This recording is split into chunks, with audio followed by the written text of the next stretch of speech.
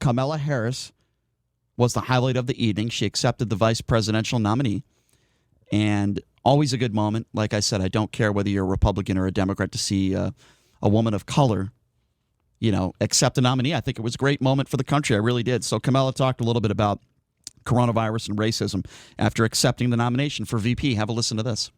And while this virus touches us all, we got to be honest. It is not an equal opportunity offender.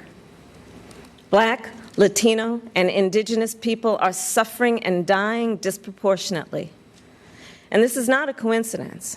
It is the effect of structural racism, of inequities in education and technology, healthcare and housing, job security and transportation, the injustice in reproductive and maternal health care, in the excessive use of force by police, and in our broader criminal justice system.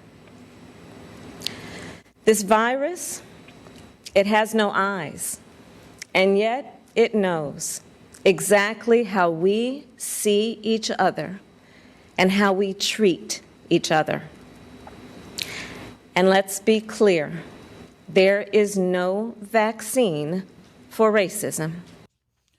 I agree. There is no vaccine for racism. It's just ignorance and stupidity. And I think she's speaking for a lot of people in this country, people of color, that agree with her sentiment and what she said. In fact, there were a lot of Republicans yesterday that said what she said was profound. And she's absolutely right.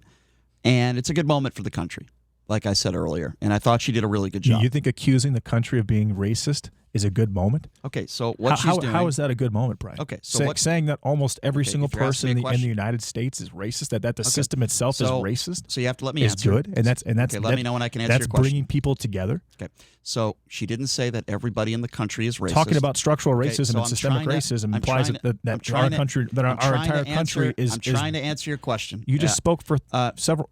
You just asked me a question. Don't ask me a question then. If you ask me a question, I got to remember it, and I have to answer it. What you said is not true. It is a lie. She did not say that everybody in the country is racist. I don't know why you say things that are not true. What she is saying that there is systemic racism and then structural racism, Ryan, as in our country.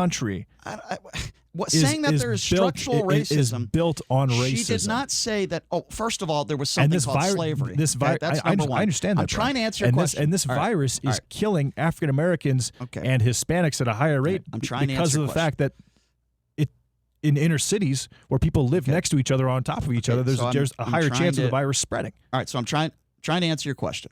Okay. When you say that there is structural racism or systemic racism, she is not saying, and that is not saying, that every single person in this country is racist.